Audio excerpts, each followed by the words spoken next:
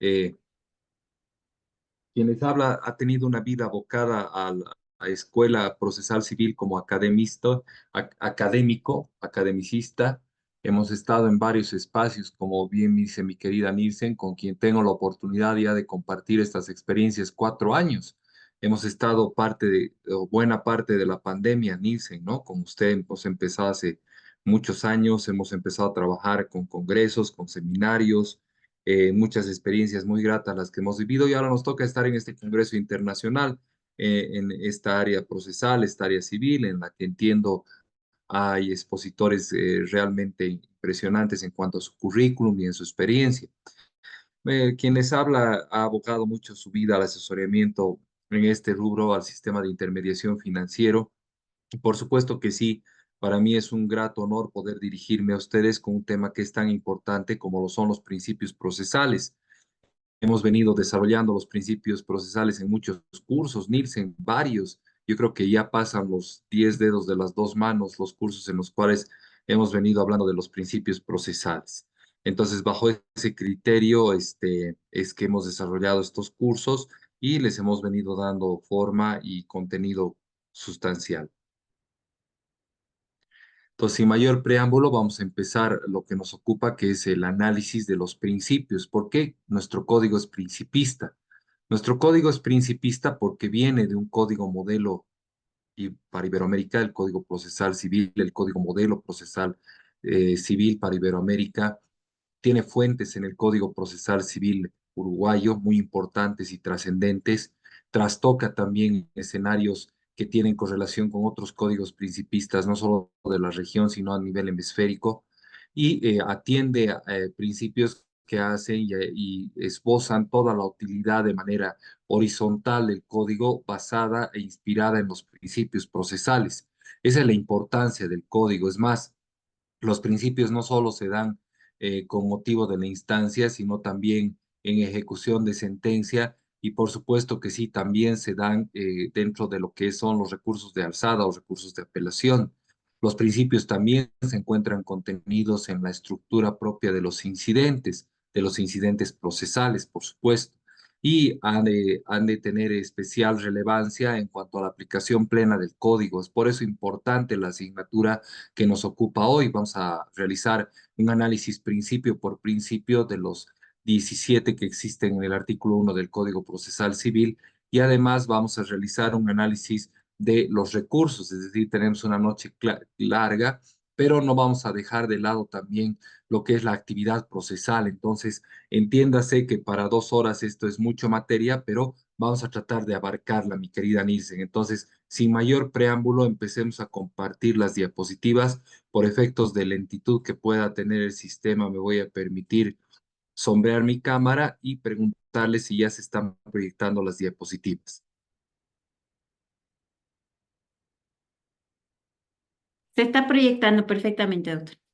Perfecto, entonces vamos a hablar de básicamente el contenido de toda la estructura que hace a este tema, la introducción al derecho procesal civil, las partes en el proceso civil, los actos procesales que los desarrollan no solo las partes, sino terceros vinculados al proceso bajo la figura heterocompositiva o la figura directriz del juez como director del proceso, las etapas del proceso civil y por supuesto los recursos que son la especie, el género, los ha de entender a los recursos procesales como el remedio a aquellas falencias que se hayan dado o se hayan podido presentar con motivo de la tramitación de la instancia. Entonces, básicamente, ese es el contenido. Ahora vamos a pasar a la siguiente diapositiva y vamos a definir el derecho procesal civil. Primero tenemos que decir que es parte del ordenamiento jurídico, regula la forma en la cual los órganos judiciales se han de relacionar y organizar para que las personas a partir de esto puedan realizar sus peticiones correspondientes y a partir de esta situación poder hacer llegar a la jurisdicción civil sus actos procesales dentro del proceso como tal. Por supuesto, los jueces de la jurisdicción civil aplican e interpretan las leyes civiles. En ese concepto o bajo ese criterio o paraguas jurídico, este derecho se encarga de regular formalidades y sustancialidades. Bajo esta premisa podemos decir que nuestro código, el Código Procesal Civil, es informal, privilegia la informalidad en cuanto a la tramitación del proceso la constituye dentro de la cápite del Código Procesal Civil y lo que busca es una solución pronta, efectiva y puntual a los conflictos privados que se han de ventilar a instancias de la justicia ordinaria. Ahora, ¿cuál es el objeto? Cuando hablamos de objeto del derecho procesal civil, debemos entender que individualiza el respeto al proceso, al debido proceso, es decir, a la pretensión como un resultado a lo pedido en la demanda. Debemos recordar también que la pretensión es una declaración fundamentada de un derecho, que por supuesto hace alusión a un acontecimiento que tuvo relevancia jurídica. Entonces, la declaración fundamentada se ha de subsumir, se ha de condensar en la pretensión, y la pretensión va a ser algo así como la vedette del proceso. Los procesalistas argentinos y uruguayos, Alexa Para, hace referencia a que la pretensión es la vedette del proceso porque en torno a esta ha de girar y subsumirse todo el relacionamiento procesal que hace al proceso y lo ha de hacer discutible y lo ha de ser realizable. Entonces, nótese que la pretensión tiene una connotación fundamental. Gira desde el punto de vista de la transversalidad en el proceso, detona la intencionalidad per se del proceso, cobija la sustancialidad del proceso y da pie al andamiaje procesal. Esos son los criterios fundamentales que hacen a la pretensión. A partir de la pretensión de ese nicho inicial, de ese vínculo inicial que ha de dar motivo a la intencionalidad formalizada a través de una norma que ha dado pie a que las partes se vinculen en un proceso, ha de girar el objeto de la pretensión y el objeto del proceso. Y eso se ha de materializar en el juicio. La pretensión ha de ser identificada por el juez, sobre eso el juez ha de anclar el objeto de la pretensión y el objeto del proceso, y sobre eso ha de girar como un gran universo bajo un paraguas gigante, inalcanzable en cuanto a sus connotaciones, el proceso como tal. Esas son las características fundamentales. La estructura esbozada del proceso ha de surgir de esa gen del proceso que se llama pretensión. Y la pretensión ha de traslucir los otros elementos que han de ir substanciando con motivo de la tramitación del proceso. Vamos a volver entonces a proyectar las diapositivas correspondientes y bajo ese criterio espero que se haya entendido que el objeto del proceso civil está contenido y está aparapentado a través de la existencia misma de la pretensión. Ahora, ¿cuáles son los principios fundamentales del proceso civil? El primero es que el proceso civil ha de girar en torno a una bilateralidad, a una relación dinámica entre las partes, de ida y de vuelta. Y ahí ha de surgir además como otro carácter fundamental el dinamismo, que ha de cobijar también a los principios procesales civiles. Los principios procesales civiles son dinámicos, los principios procesales civiles giran en torno a hitos que son fundamentalmente analizados tanto por el juez como por las partes, y son prácticos porque se han de ir dando en las etapas procesales y se han de ir presentando con motivo de las etapas procesales correspondientes. Y por supuesto, los principios se complementan los unos con los otros. Eso hace a la existencia y a la coexistencia de los principios fundamentales. Principio primero, carácter bilateralidad. La bilateralidad nos ha de decir que frente a un principio, en la otra escalinata, al frente, en la otra latitud, existe su antítesis. Bilateralidad frente a, por ejemplo, el principio de oralidad, está el principio de escritura. Frente al principio dispositivo está el principio inquisitivo. El dinamismo nos da cuenta y nos da caución que los principios se han de ir dando y han de ir detonándose y han de presentarse a lo largo del proceso de una manera armónica pero dinámica a la vez. Han de irse encontrando los unos con los otros bajo un dinamismo procesal per se, y son prácticos porque han de tender a hacer realizable el proceso. Couture decía que las estructuras procesales van por escalinata y los principios se van por ascensor, porque los principios le han de dar sangre, le han de dar oxígeno al proceso como tal. Y la complementariedad, los principios se van complementando los unos con los otros. La economía se complementa con la preclusión y la economía se complementan con la celeridad y aunque ustedes no crean, lo vamos a ver ahora en la noche, la disposición o el principio dispositivo también se complementa por el principio inquisitivo porque este código privilegia la habitabilidad dentro de la estructura procesal de un juez que es director del proceso y ese juez como director del proceso ha de detonar y ha de hacer realizable los actos a través de los cuales el proceso se ha de ir formulando y reformulando como una construcción que ha de tener como un elemento fundamental y per se la conquista y la búsqueda de la verdad histórica de los hechos que detona la razón de ser del proceso, la verdad material a la que hace mención el artículo 1, numeral 16 del Código Procesal Civil. Esto entonces a manera de introducción y para ir desarrollando esta parte introductoria de estas 2 horas que me ha tocado dirigirme a ustedes. Entonces, ¿cuáles son los caracteres? Primero, la bilateralidad, es decir, frente a un principio existe su antítesis. Frente al dispositivo está el principio inquisitivo. Frente a la oralidad está la escritura. Frente a la inmediación está la mediación. Frente a la concentración, la desconcentración de actos, frente a la igualdad, la desigualdad. Entonces, ese es el primer principio, el principio de bilateralidad. El segundo, el principio de dinamismo, es decir, que los principios surgen a partir de una dinámica procesal y esa dinámica procesal surge a partir de elementos como ser la elasticidad, la adquisición, la colaboración, el saneamiento procesal.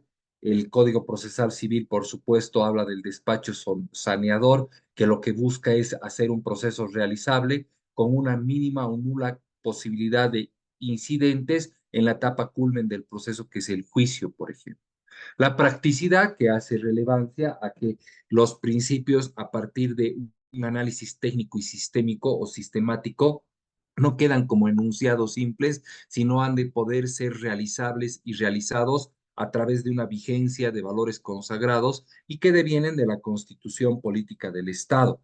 El artículo 180, por ejemplo, de la Constitución Política del Estado, que en su parágrafo primero es inequívoca y hace referencia a que la jurisdicción ordinaria se fundamenta en principios de oralidad, de gratuidad, de publicidad, de transparencia, de celeridad, de probidad, legalidad, eficacia, eficiencia, verdad material, debido proceso e igualdad efectiva de las partes. Por supuesto, el último carácter de los principios que hace referencia a la complementariedad. La complementariedad que refiere y hace caución a que un principio se correlaciona con otro. No podemos hablar de oralidad si no entendemos a la concentración. No podemos hablar de concentración y oralidad si no entendemos a la publicidad. No podemos hablar de oralidad, concentración y publicidad si no entendemos a la inmediación, que es una lucha per se del juez dentro de una relación o un relacionamiento judicial. Hablemos del primer principio, Nielsen. Esto entonces ha sido a manera de introducción, mi querida voz en off. Doctora Nielsen Márquez, apreciada colega. ¿Se me está escuchando? ¿Está saliendo bien la Perfectamente. voz? Bueno, entonces, Perfecto. esto usted ya lo sabe de memoria. Es más, espero que con el tiempo la que dicte sea usted y yo sea la voz en off. ¿Qué le parece si luego transamos algo así? Sería bonita la experiencia porque esto usted ya lo viene viendo conmigo años de años, Nielsen. Vamos 4 años hablando de principios en todas las conferencias y charlas que damos y de la utilidad de los principios dentro de la estructura procesal, ¿no es cierto, mi querida Nielsen Márquez? Sí, doctor, bueno, sería un honor, como siempre le dije. Va a ver que va a llegar ese día. Vamos a hacer una permuta, un cambio, y va a ser muy bueno y muy constructivo. Entonces, hablemos del primer principio, la oralidad. Muchos decían que este código tiene por característica y fundamental esencia o manera de, o razón de ser o razonabilidad procesal el de la oralidad. Decía, este código es oral, pero este código es oral, pero se estructura por audiencias. Es un código estructurado por audiencias. ¿Y cuál será la utilidad de las audiencias, doctor? Me dirá algún colega. La utilidad de las audiencias es allanar, dejar expedito, dejar vía libre la tramitación del proceso como tal, sin escollos ni vicios de nulidad.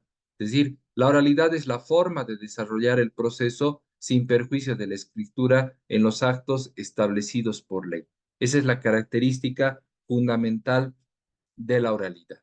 Entonces, sin escritura no hay oralidad y sin oralidad no hay escritura. Existe una bilateralidad, una bifrontalidad de principios. Nuestro código privilegia la oralidad, pero no por ello deja de ser escrito, y minimiza la escritura, pero no por ello deja de dar prevalecencia mayor a la oralidad. Y complementa la oralidad con la publicidad, y la publicidad se complementa también con la celeridad y con la inmediación. La oralidad se ha de nutrir de otros principios para cobrar vigor, para cobrar prevalecencia durante la tramitación del proceso. La oralidad ha de privilegiar que los actos procesales que permitan ser realizados de esta manera se los labre y se los desarrolle a través de esta manera. Y de esta forma se pueda generar todos estos actos sin ningún tipo de discrepancia y sin ningún tipo de elemento que contradiga su razón de ser. Entonces, es erróneo calificar al proceso civil diseñado en el código como proceso oral, siendo mejor denominado proceso por audiencias, en razón de que una parte fundamental del proceso se resuelve de manera dialogada y pública con la presencia del juez y de las partes. Ese es el criterio fundamental de la oralidad.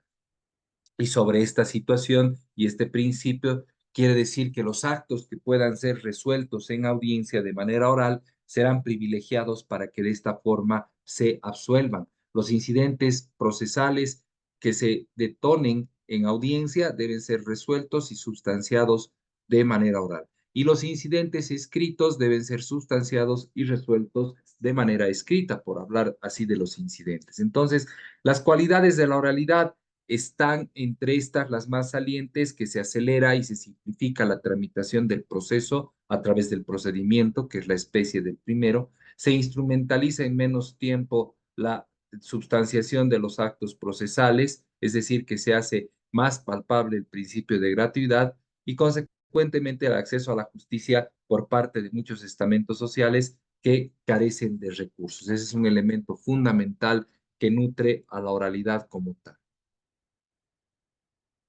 Luego está el principio de legalidad, que hace referencia a que la autoridad judicial en los procesos deberá actuar con arreglo a lo dispuesto en la ley. Es decir, el Estado es el productor de la norma de derecho. Es a partir de esta consideración que el principio de legalidad ha de ser nutrido por el artículo 9 de la Constitución Política del Estado y determina este como fin esencial el de constituir una justicia con elementos de justicia social a través de un imperativo categórico para el juez que le da la tuición de garantizar el respeto del contenido de la norma para alcanzar los fines de la legalidad. Entonces, el principio de legalidad nos ha de hacer referencia a que un proceso debe darse bajo la tónica del debido del debido proceso. A partir de este elemento, la legalidad ha de ser una vertiente que ha de nutrir el andamiaje procesal y por supuesto que sí, no menos importante decir es que a las partes les corresponde, dentro del dinamismo que da relevancia a este código en cuanto a las actuaciones procesales, poder desenvolverse de esta manera. Entonces, tanto el demandante como el demandado han de poder tener vigor y han de poder cruzar sus actos procesales basados bajo los cánones de la legalidad. El principio de disposición, este principio nos dice que se constituye en un poder de disposición de la pretensión de los sujetos implicados en la tutela judicial. A partir de esta relevante idea fundamental que nutre el carácter dispositivo del proceso, podemos decir que el proceso se constituye en función del poder de disposición de la pretensión de los sujetos implicados en la tutela judicial. Esa es la característica fundamental del principio dispositivo. Es lo que le da razón de ser y hace que la síntesis del proceso se encuentre anclada en la disposición que tienen las partes bajo la connotación de los actos. Pero existe una limitación al principio de disposición. Se encuentra en la última parte del numeral 16 del artículo 1 del Código Procesal Civil. Minilsen Márquez, ¿estamos con Código Procesal Civil a la mano? Deme 30 segundos, doctor, por favor. Por favor, vayámonos al numeral 16 del artículo 1 del Código Procesal Civil.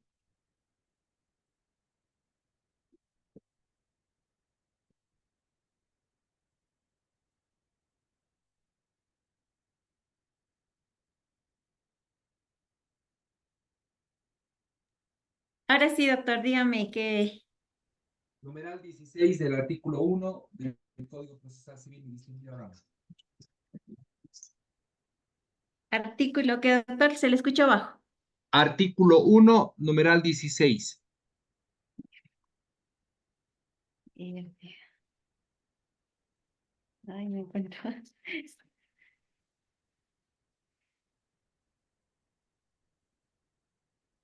Ya, verdad material.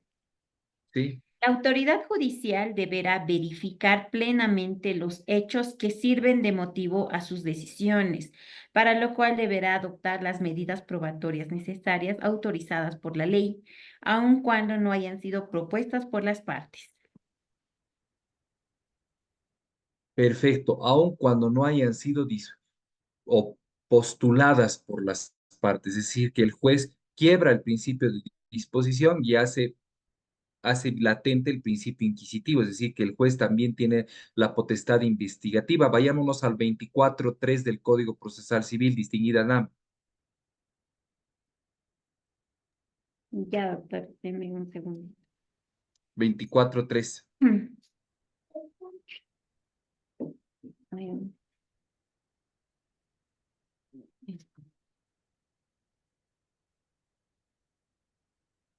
Ay, artículo 24, poderes. La autoridad judicial tiene poder para, numeral 3, Vayámonos al 3. Vayámonos ejercitar. al 3. Sí, está bien.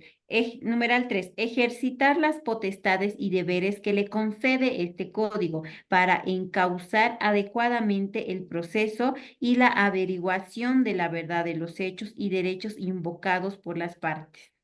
Ahí vemos, Nielsen, que el principio de disposición se encuentra con el principio de inquisición o el principio inquisitivo. El 324 le da esa facultad, ese poder al juez. Es decir, no solamente le deja librada a las partes la posibilidad de disponer en el proceso, sino también le abre la posibilidad al juez como tal de poder realizar actos que tiendan a la averiguación. 136, por favor, numeral 4.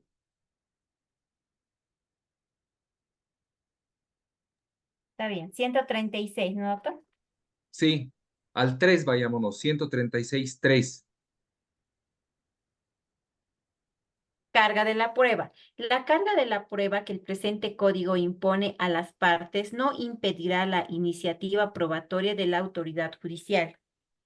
Perfecto. Ahí que está tratando de hacer relevancia el Código Procesal Civil. Está tratando de hacer relevancia a la coexistencia, a la cohabitación, a un dinamismo en el cual se encuentran el principio dispositivo y el principio inquisitivo. Le da la posibilidad a las partes de poder aportar, acotar a la verdad histórica de los hechos, pero tanto el 16 el del numeral 16 del artículo 1 al 24.3 y el 136.3 del Código Procesal Civil, le abren la posibilidad al juez de realizar actos de investigación, le abren al juez la posibilidad de realizar actos a través de los cuales se lo cubre la verdad histórica de los hechos. Por supuesto que sí, hace que el juez tenga una participación no vitrinesca, no solamente formal, no solamente ritual durante o con motivo de la tramitación del proceso, sino también le da la posibilidad al juez de ser un actor que pueda aportar con pruebas para la tramitación del proceso como tal. Miren qué interesante.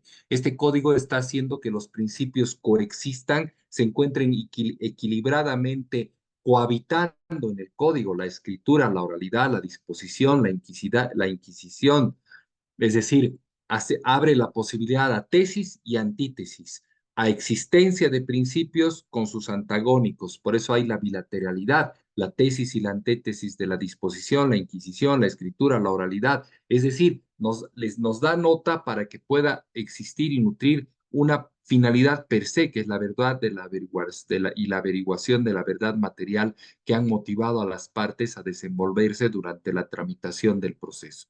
Ese es un elemento fundamental que ha de rayar y ha de dar nota de la coexistencia de los principios con motivo de la tramitación del proceso y la importancia. Ahora acá viene una reflexión. Esto lo cito en el libro que estoy escribiendo. Los principios le dan dinamismo al código, los principios le dan razón de ser al código. Ustedes están en un congreso y están viendo este acápite en particular del Código Procesal Civil. No se puede entender el Código Procesal Civil si no se entiende la preexistencia de los principios que nutren la existencia del Código Procesal Civil. Vayámonos entonces a la primera diapositiva que daba nota ahora en la noche. Si se comparte, por favor, Nielsen, le voy a quedar muy agradecido. Me avisa desde Control Central si eso está ocurriendo. Sí, doctor, perfecto. De principios de legalidad. Caracteres. Ahí estamos, Sí, ¿no? Caracteres. principios Bilateralidad. fundamentales. Sí, sí, sí. Simi Nielsen. Bilateralidad. Un principio tiene su antagonista. Es decir, este código encuentra principios de tesis y de antítesis. Es decir, encuentra principios negros y blancos, amarillos y verdes. ¿Cuál es la idea? Nutrir la elucubración de la verdad histórica de los hechos, generar un juez protagonista, generar la existencia de un juez que realice actos a partir de los cuales tenga como ideal per se, como meta per se, la averiguación y la materialización de la historiación de los actos y de los hechos que han llevado a las partes a encontrarse subsumidas en un proceso. Ese es un elemento que considero es fundamental. El segundo, el dinamismo. Los principios son dinámicos, no son estáticos. Generan y dan vigor al proceso y se van manifestando de manera sistemática y paulatina con motivo de la tramitación del proceso. Y por supuesto son prácticos, porque no pueden quedar como meros enunciados, es decir, se los debe analizar desde ese punto de vista y son complementarios. No podemos hablar de economía procesal si no encontramos en el camino la celeridad y si no encontramos la inmediación a partir de la cual los jueces tienen un alcance próximo a las partes en cuanto a su intervención en el proceso. Entonces, ahí ya se empiezan a desplegar los principios, la oralidad con la escritura, que no causa perjuicio y no se cruzan las unas con las otras, es decir, las actuaciones vía oral o las actuaciones vía escritura, la legalidad que privilegia y deviene de la constitución política del Estado y que hace referencia a lo dispuesto en la ley, la disposición que hace que los principios se vayan vinculando también con la Inquisición. Mi querida Nielsen refirió el 16 en su última parte, artículo 1 del Código Procesal Civil 24.3 y 136.3, que convierte al juez en un promotor de la locubración y de la búsqueda de la verdad histórica de los hechos. La dirección, que consiste en esa potestad que tiene la autoridad judicial, que se encuentra dotada de poderes, de deberes, de responsabilidades para encaminar las actuaciones procesales de manera, por supuesto, que sí eficaz y eficiente, ordenar a las partes, a terceros, y, por supuesto, consagrar el cumplimiento de las disposiciones legales sometidas al principio de legalidad. Miren cómo si ustedes van razonando los principios y le van encontrando su utilidad, les ha de resultar aplicable, no solo apreciable, sino aplicable la existencia de los principios con motivo de la tramitación del proceso. Luego está el principio de inmediación que nos ha de referir al contacto del juez de la autoridad judicial, a esa prohibición de delegación de actos bajo pena de nulidad, es decir, el juez como director del proceso debe realizar actos que den imperio a su potestad direccional. Bajo ese criterio, la inmediación ha de ir de ida y vuelta, porque también le ha de permitir al juez ser próximo a las partes, ser próximo a las pruebas, dictar resoluciones bajo elementos fundamentalmente inequívocos, incontrastables e indiscutibles, cuáles son la lógica, la experiencia, por supuesto que sí, el conocimiento preciso y cabal del derecho, y por supuesto también la aplicación de la jurisprudencia como un elemento que le es motor a este Código Procesal Civil. También está el principio de concentración que privilegia el principio de economía y que hace referencia a que el juez, en tanto y en cuanto pueda desplegar la menor cantidad de actos procesales, siempre y cuando no sean los unos y los otros contradictorios, ha de ser alcanzable en cuanto al ideal de prosperar un proceso en la menor cantidad posible de actuaciones procesales a los efectos de locubrar la verdad histórica del derecho. Entonces, bajo este criterio, no podemos hablar de una elucubración, de una búsqueda de una verdad histórica, si no podemos generar actos concentrados, actos no dispersos y actos a partir del cual o de los cuales el juez pueda desarrollar estas situaciones y estas actuaciones bajo una lógica de concentración. Es decir, la sistemática, colegas del Código Procesal principista, Código Procesal Civil, nos llama como un imperativo categórico una concentración y esa concentración nos llama como un imperativo categórico a la celeridad, a la eventualidad, al saneamiento, a la oralidad y por supuesto audiencias que se vayan desplegando de esa manera. Por supuesto, la publicidad que nos exige una condición indispensable de discusión de la actividad procesal, es decir, esa difusión hace referencia a todos los mecanismos a través de tecnologías de información y comunicación, a través de orientaciones que el juez le vaya dando al proceso, que ha de cobrar relevancia y ha de poder hacer plausible un proceso, que la ley no trabaje bajo la sombra y la ley trabaje a la luz de los actos que se van desenvolviendo y se van volviendo evidentes con motivo de la tramitación del proceso. Principio de saneamiento que se encuentra en el Código Procesal Civil y que nos hace referencia a un hito fundamental que es el despacho saneador, que lo ha de realizar el juez antes de entrar al debate, antes de entrar al juicio propter nombre, y a partir de ello ha de posibilitar que se consagre y se constituya el debido proceso en cuanto a su connotación como derecho, principio y garantía constitucional y dote al proceso de seguridad jurídica con los márgenes que le dé la posibilidad al juez de sanear el proceso antes y con motivo de la tramitación del mismo. Después está el principio de gratuidad, que nos hace referencia a que el proceso civil es gratuito y que por supuesto es una condición para hacer realidad el acceso a la justicia en condiciones de igualdad. Ese es el principio de gratuidad y nos ha de hacer entender que nuestro código asienta sus límites bajo esta no retórica, sino realidad. Principio de celeridad que se encuentra vinculado a la inmediación, que por supuesto se encuentra potencialmente vinculado a la economía en cuanto a los tiempos procesales y a la edificación de los actos procesales, impidiendo la inercia, impidiendo la retrospección o retroalimentación innecesaria de actos y el aplazamiento sin ningún tipo de causal de audiencias o diligencias para superar un proceso bajo esos elementos fundamentales. Luego está el principio de interculturalidad, que viene de la propia Carta Magna o Constitución Política del Estado. El principio de transparencia, que se encuentra interrelacionado e intervinculado a el principio de publicidad y que nos hace referencia a que la tutela jurídica ha de ser efectiva y ha de ser contundente en tanto y en cuanto se puedan realizar actos procesales dentro de los cánones y los límites de la transparencia común. Principio de igualdad, Nielsen, que nos da caución y nos hace referencia a que no puede haber un proceso que se ciña a una actuación desleal, desigual, que se debe asegurar la igualdad efectiva de las partes, que las partes deben desenvolverse en igualdad de condiciones en el ejercicio de sus derechos y garantías procesales y por supuesto no debe haber discriminación o privilegios de ningún tipo entre estas. También está el principio de eventualidad que opera sobre los actos fundamentales del proceso y que por supuesto nos ha de dar caución a que la demanda, la defensa, las probanzas, a partir de las cuales las partes aportan y los medios a través de los cuales las partes Doctor, perdón que lo interrumpa, está muy bajito su audio, doctor. me voy a acercar Ahora, más.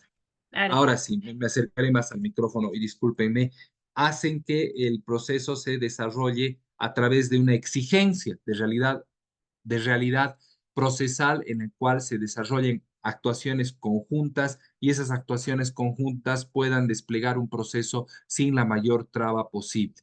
El principio de contradicción, que dice que las partes tienen derecho a exponer sus argumentos y por supuesto que sí, rebatir los elementos del contrario y el principio de verdad material que nos ha de hacer pensar que este es un fin teleológicamente buscado en el proceso, es decir, que se ha de poder desarrollar el proceso adoptando medidas probatorias necesarias por las partes y por supuesto también por el juez, aún no hayan sido propuestas por las primeras, por las partes. El principio de verdad material es un principio fundamental a las luces del Código Procesal Civil, mi querida Nielsen, porque ha de poder develar, ha de poder hacer que los actos se hagan evidentes, se hagan realizables, el motivo que ha llevado a las partes a vincularse durante la tramitación de un proceso tenga una razón de ser y por supuesto esto anclado en elementos que les pido por favor los tengan bien condensados y bien concentrados, colegas, cuáles son el objeto, la pretensión, el objeto del proceso y esa vedette del proceso que es la pretensión que le da luces y le da sentido al proceso, que es el elemento motor que ha hecho que el proceso se subyazca, nazca y pueda hacer que se haga realizable esta situación que ha encontrado a las partes en una discrepancia y por supuesto que si esa discrepancia se devele a través de una sentencia y esa sentencia sea el paraguas que resuelva esa situación de incertidumbre que en su momento vinculó a las partes bajo la lógica, la experticia y por supuesto que sí, además de la lógica y la experticia, el conocimiento preciso de la norma por parte de la autoridad judicial para alcanzar decisiones judiciales a través de fallos, de sentencias y esas sentencias guarden un orden cronológico, sean congruentes, sean conducentes, sean legales y por supuesto que sí den satisfacción a la pretensión que las partes han llevado a momento de involucrarse en una relación de litis o de contienda procesal. Ese es el motivo fundamental, colegas, que le da razón de ser al proceso. Pero yo como expositor en este Congreso Inicial y Internacional no puedo permitirme o darme la libertad de pasar por desapercibidos los principios. Los principios son fundamentales a la luz del proceso. Los principios son estructurales a las luces del proceso. Los principios le dan razón de ser al proceso y hacen que éste no se atomice, se correlacionen. Los principios no solamente se correlacionan, sino también interactúan. Y por supuesto que sí se encuentran presentes en todos los artículos del Código Procesal Civil. Es por eso que tenemos un código principista estructurado bajo esa base, la columna vertebral fundamental del proceso encuentra sus luces en un principismo puro y ese principismo puro ha de hacer entendible y ha de hacer que el proceso, el procedimiento, el código como tal dentro de toda su estructura normativa sea comprensible. Si ustedes no entienden los principios, si no encuentran su aplicabilidad en el contenido del proceso y del procedimiento, mal no solamente han de no poder hablar de ellos, sino no le han de encontrar la utilidad necesaria al código como tal, como un instrumento de solución y satisfacción de discrepancia entre las partes, pero ese elemento y ese instrumento de satisfacción de discrepancia entre partes anclada, basada, inspirada en principios dinámicos, en principios prácticos, en principios que no forman parte de una estantería ritual, sino más por el contrario forman parte de un imperativo categórico que los llama a la practicidad, los llama a la complementariedad, al dinamismo y por supuesto que sí, a la bilateralidad de unos con otros. Esa es la razón de ser de los principios y váyanse a revisar el acápite de las pruebas. El acápite de las pruebas también empieza con principios. La etapa de la apelación como una nueva instancia a la luz del proceso abre sus luces como un medio o un remedio a errores en los cuales haya podido incurrir la autoridad judicial, también encuentra bajo ese criterio su razón de ser. Entonces, esa es la naturaleza de los principios de acuerdo a la estructura del Código Procesal Civil y que por supuesto deviene del artículo 180, parágrafo 1 de la Constitución Política del Estado y tiene su razón de ser en el mismo. Nielsen, hasta acá estaríamos hablando de lo que son los principios procesales y sus connotaciones prácticas dentro de la estructura del Código Procesal Civil. Muchas gracias, doctor. Bueno, recordarle a todos los participantes que si quieren hacer alguna pregunta pueden escribir en el chat y ya al finalizar el curso vamos a responder. Pueden ir escribiendo, pero eso Perfecto, es. Nielsen. Le agradezco por la aclaración a mí, a los queridos colegas participantes y finalmente el último principio, que es el de probidad, que se encuentra alta y estrechamente reglado y regulado y además relacionado con el artículo 3 del Código Procesal Civil, que hace referencia a la buena fe y lealtad procesal y que es atendible a la autoridad judicial como representante o tercero autocomponedor, representante del Estado, a los luces de solucionar un conflicto y, por supuesto, hacer mención a actos procesales ceñidos bajo la buena fe, la lealtad y la veracidad. Vayamos al siguiente acá, Peter Nielsen, ¿qué le parece? Porque lo que más nos va a faltar ahora en la noche, le cuento, es tiempo. Como siempre tenemos este cáncer en nuestras charlas que vamos dando a lo largo de estos años, que es el bendito tiempo que siempre nos juega malas pasadas. Hablemos de las partes en el proceso civil y hemos hablado de los principios que regulan el código, sus características, las hemos repasado más de una, dos, tres veces, su razón de ser, su motivación, la interrelación que existe entre los principios, etcétera, etcétera. Hablamos de las partes en el proceso. El actor y el demandado son las partes por excelencia, son las personas que intervienen en una contienda o en un proceso judicial, por supuesto, para reclamar una determinada pretensión o para resistirse a la pretensión formulada por otro sujeto, es decir, son las personas que ejercitan la acción, el actor quien actúa y la parte actora o demandada, es decir, son quienes se desarrollan y se despliegan durante la tramitación del proceso de una manera interrelacionada, válida, a través de un conjunto de actos interrelacionados e intervinculados que tienen por finalidad la emisión de un fallo o sentencia que ha de dar satisfacción a lo que ha llevado a las partes al verse involucradas en un proceso como tal. Por supuesto, hay otros elementos fundamentales como ser el de la capacidad procesal, es decir, la capacidad procesal como un concepto amplio que refiere a todas aquellas personas que a partir de una aptitud legal se han de vincular en un proceso a través, por supuesto que sí, de actos procesales válidos para producir efectos procesales al interior de una litis o una contienda procedimental, ¿no? Y la representación procesal definida por Roger Romberg como una relación jurídica, es decir, legal, judicial o voluntaria, a través de la que los actos procesales son realizados o realizables por el apoderado dentro de los límites, pues, de ese poder a nombre de su representado, lógicamente que sí.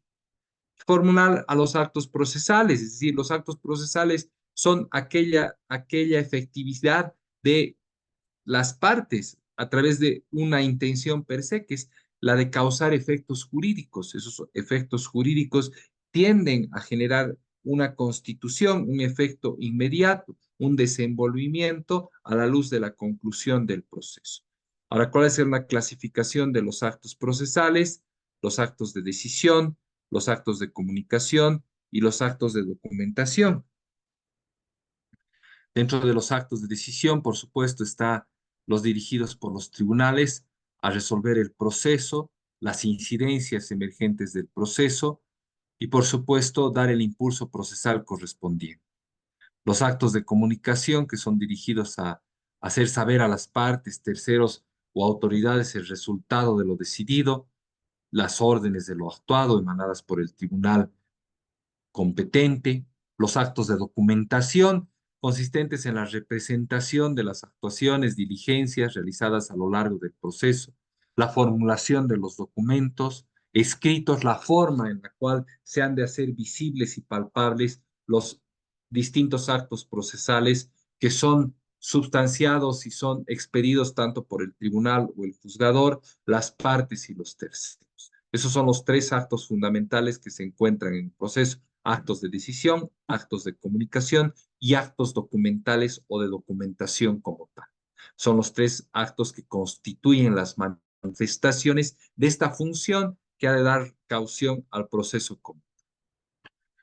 Luego están los actos de las partes, que son realizados por estas, los actos de obtención, cuando se tiende a lograr la satisfacción de la pretensión, por supuesto, los actos dispositivos que tienen relación directa con el derecho material, el acto dispositivo procesal, que por supuesto hace palpable la reciprocidad de concesiones y dirimen el conflicto mediante un acto de composición. No es menos fundamental y entendible considerar y entender dentro de esta situación que existen actos fundamentales que han de nutrir a las pruebas, que por supuesto han de nutrir a las decisiones o a las circunstancias, y actos de cooperación o colaboración que los ejecuta el juez o que devienen de orden de la autoridad judicial. Miren qué cantidad de actos hemos podido encontrar en tan solo 5 minutos que se van desarrollando con motivo y que atienden con motivo de la tramitación del proceso. Ahora, básicamente el proceso tiene las siguientes etapas. Este Código Procesal Civil tiene la primera etapa, que es la etapa postulatoria. La etapa postulatoria se encuentra y dedica y se encuentra abocada esencialmente a las actividades formuladas por las partes, que ha de devenir de la demanda, la contestación a la demanda, la réplica, la dúplica, la oposición de excepciones, las pruebas, todo lo que descansa o ha de descansar en el debate procesal como tal, en el apersonamiento de las partes, es decir, en una serie de actos a partir de los cuales se ha de desarrollar un muestreo de actuaciones que han de tener como elementos fundamentales la recepción de pruebas, la escucha directa a los testigos, el ofrecimiento de estos por las partes procesales, sea el demandante, el demandado, etcétera, etcétera. La etapa probatoria, que tiene otro elemento fundamental, que hace relación a las pruebas como tal, que tiene relación con las pruebas como tal, que se vincula estrechamente al objeto de la prueba, que ha de dar lugar y ha de vertirse a partir del juez como director del proceso y que por supuesto autoriza al juez mecanismos probatorios de mutuo propio para que se pueda desarrollar. Es decir, también hemos dicho la coexistencia entre lo dispositivo y lo inquisitivo. Nunca se olviden de anotar, última parte del 16.1, 24.3 y 134.3 del Código Procesal Civil. Finalmente está la etapa decisoria que tiene su anclaje a partir de la valoración de todos los medios probatorios que han sido aportados no solo por las partes de ida y vuelta, sino también por la autoridad judicial como tal para resolver a través de un fallo aspectos que son controvertidos y que se aplican a un derecho concreto. Bajo esos criterios ha de girar la etapa decisoria y los recursos procesales. Los recursos procesales que son un siguiente elemento al cual nos hemos de referir, que su género es el de ser remedios. Estos remedios que se han de ir dando y virtiendo con motivo de la tramitación del proceso. Los recursos procesales también son entendidos como remedios a lo abocado y a lo evocado por las partes durante la tramitación del proceso. El género mayor entonces de los recursos son entendidos a partir de remedios a actos procesales y no se entiende de otra forma o no se podría entender que los recursos procesales son la cura, la sanación, es decir, el hecho de evitar que el proceso se encuentre no solamente contaminado, sino existen errores tanto en el procedimiento como en el juzgamiento a partir de una prolija regla de remedios que se han de dar durante, por norma general, la tramitación del proceso como tal. Nielsen, ¿se está escuchando mejor mi voz? ¿Está más clara la cosa o está un poco lejano el audio? Quisiera que por favor me lo aclaren.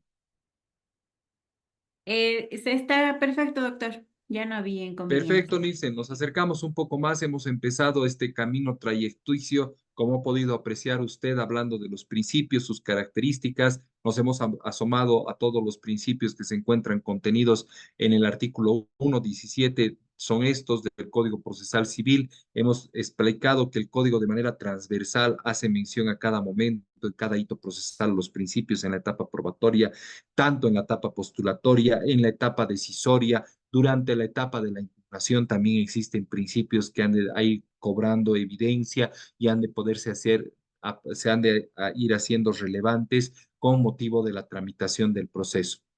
Bajo este criterio y este entendimiento, los principios le dan vigor, le dan razón de ser y le dan contenido sustancial y consustancial de acuerdo a su dinamismo, a su practicidad y a su no estandarismo al Código Procesal Civil como tal. Luego hemos hablado de los actos procesales, existe una alta dinámica de estos y a las etapas del proceso, la etapa de postulación, que se encuentra anclada en la demanda. La demanda es el acto de postulación por excelencia del proceso. Ahí se ha de estar circunscribiendo todos los elementos que le han de dar un efecto locomotriz al proceso, una razón de ser a esa absolución, a esa solución de actos que en su determinado momento han generado una vinculación de las partes. Y por supuesto que sí, la etapa decisoria que se encuentra contenida en la sentencia como tal, y esa sentencia como tal ha de tener como efecto la finalización del proceso a los fines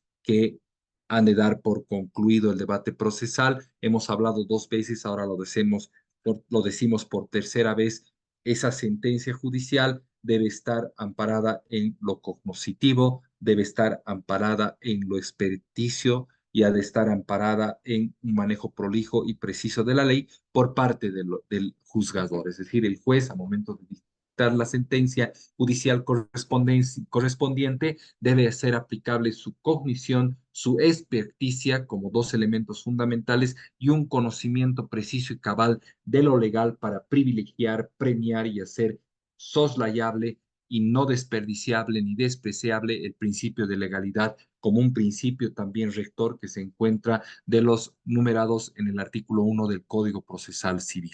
Y ahora ya estamos entrando a hablar de los recursos y hemos dicho que el género de los recursos se los entiende desde un punto de vista conglobante como un remedio. Los principios, un elemento principista fundamental que le da razón, caución de ser a los recursos, es que se los entiende como remedios a los actos procesales en los cuales haya intervenido el juez y a partir de esta situación remedial le da razón de ser y tónica a estos que son entendidos como recursos y se encuentran consagrados cabalmente en el parágrafo 2 del artículo 180 de la Constitución Política del Estado, que hace referencia a la posibilidad de la recurribilidad, que es irrenunciable y que es totalmente inacabable y que le es atendible a las partes que se encuentran involucradas en un proceso como tal.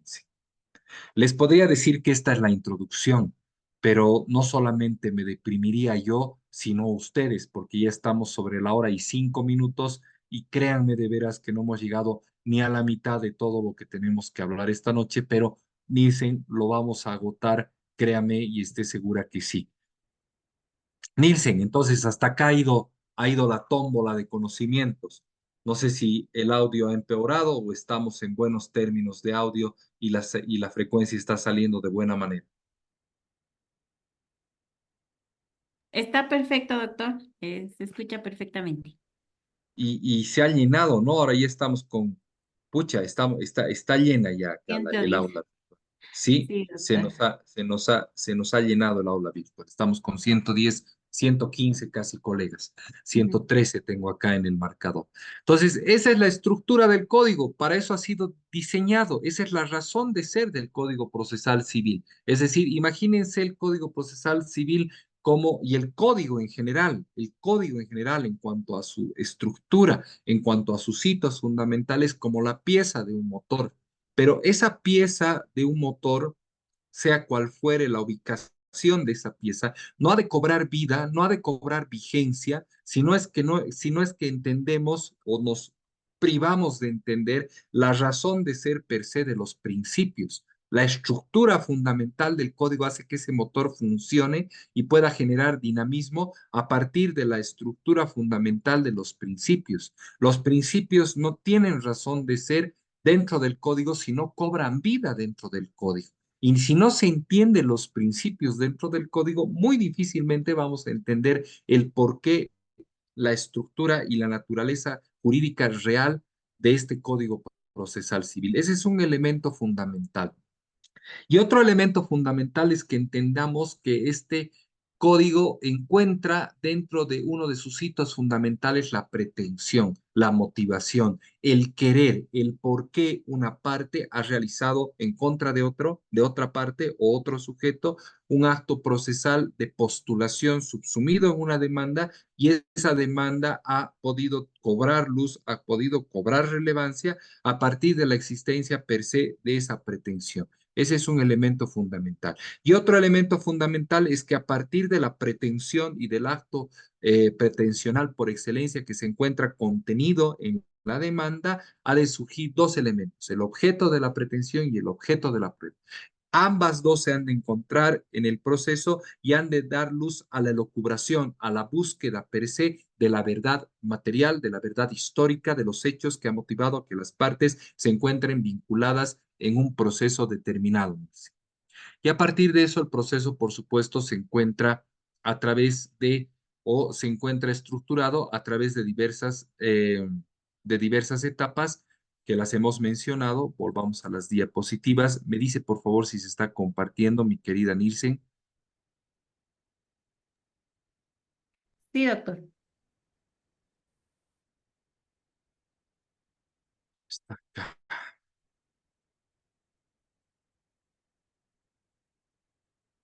Se encuentra estructurado a través de lo que son las partes en el proceso civil, los actos procesales que han de desarrollar estas, las etapas del proceso civil, la etapa postulatoria, la etapa probatoria, la etapa decisoria y la etapa de impugnación. Y a partir de la etapa de impugnación tenemos el gen o la génesis de los recursos procesales, que es lo que vamos a hablar en este momento, mi querida Nils. Vayámonos entonces rápidamente a lo que son los recursos procesales. Recursos procesales.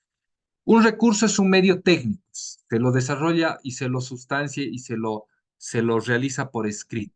Es un medio técnico de impugnación.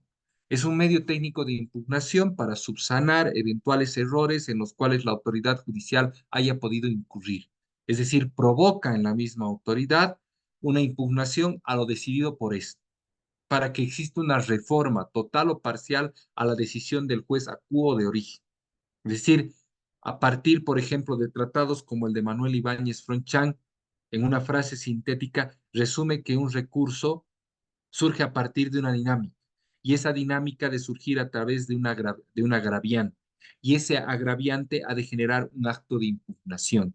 Ese acto de impugnación ha de ir en contra de una resolución judicial, y a partir de esta connotación se ha de deducir un recurso, es decir, se está impugnando, se está rechazando una determinación realizada por una autoridad judicial, y esa determinación realizada y realizada por una autoridad judicial ha de tener el fervor de que una autoridad inmediata, superior en grado, modifique, cambie la decisión por otra y se acoja a un derecho y a un interés, pero bajo los elementos fundamentales que hacen que un recurso tenga como fuente un elemento que es esencial, el remedio, el de ser un remedio de un acto procesal que ha generado un agravio, y ese agravio ha generado un recurso, y ese recurso ha generado un cambio de instancia para que sea la instancia superior en grado que a partir de la revisión del fallo del juez de instancia inferior pueda determinar si ha de prevalecer lo decidido o si no ha de prevalecer lo decidido. Ahora, dentro de esa dinámica existen recursos ordinarios y extraordinarios. Dentro de los recursos ordinarios, los plantea se los plantea ante, por supuesto, la misma autoridad judicial que ha dictado el fallo. Y, por supuesto, luego de esto se abre la siguiente instancia. Y los recursos extraordinarios que se circunscriben a dos tipos de recursos, perdón, la trabalengua, el recurso de casación y el recurso extraordinario de revisión de sentencia.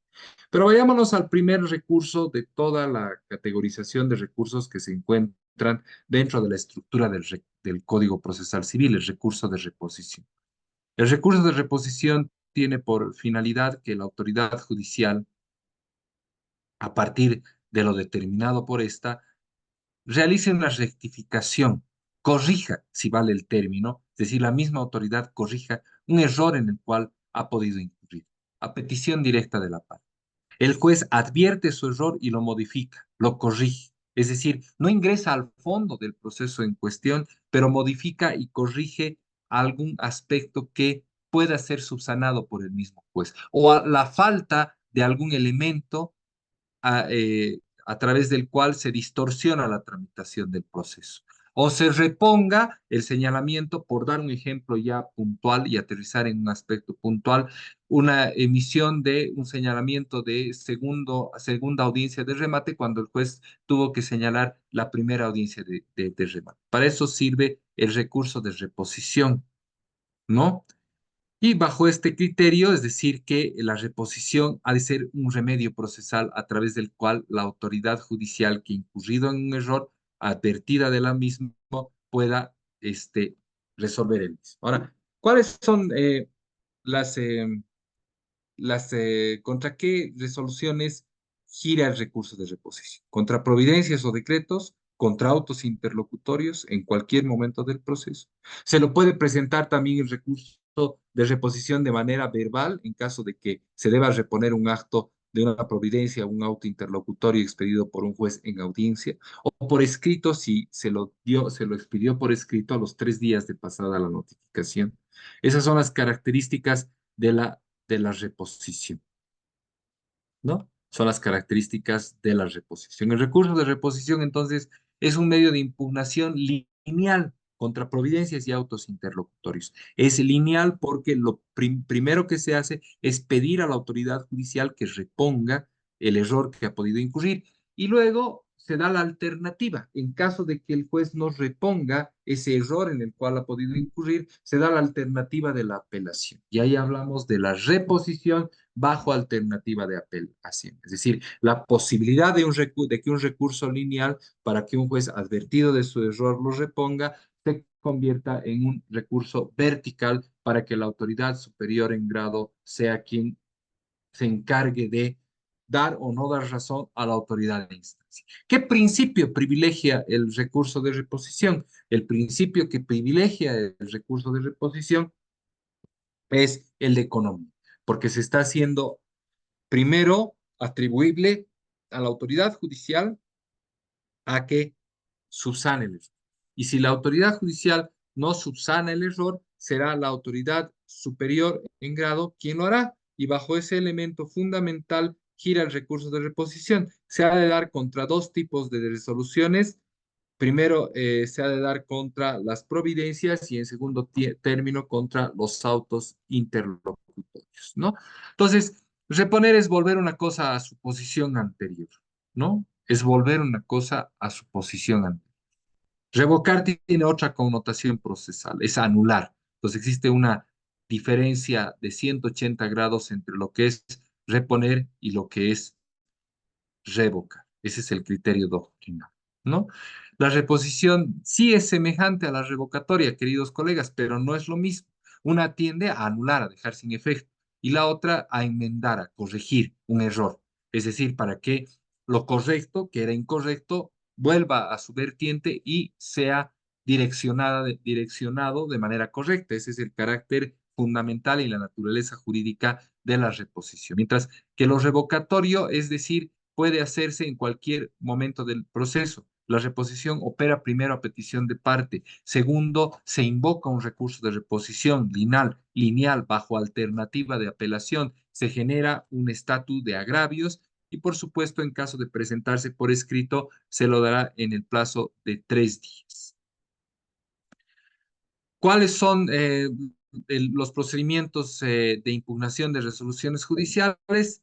Este recurso, el de reposición, como les decía hace unos minutos atrás, solamente prospera contra providencias y autos interlocutorios simples. Es decir, el recurso de reposición procede 253 del adjetivo civil contra providencias y autos interlocutorios con el objeto de la que la autoridad judicial, advertida de su error, carácter lineal del recurso, modifique, deje sin efecto y anule.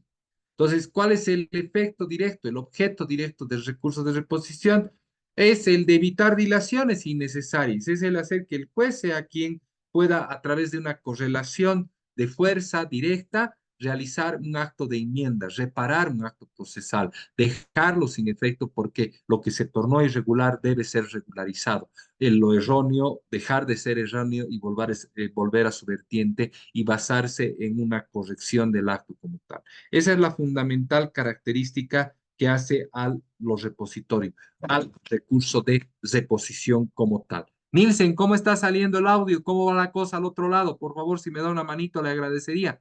Si está yendo muy lejos el micrófono, a veces me alejo porque hablo movimentándome mucho acá desde el espacio virtual que tengo. Por favor, acláremelo o está yendo bien la cosa, dígame, por favor, le voy a quedar muy agradecido.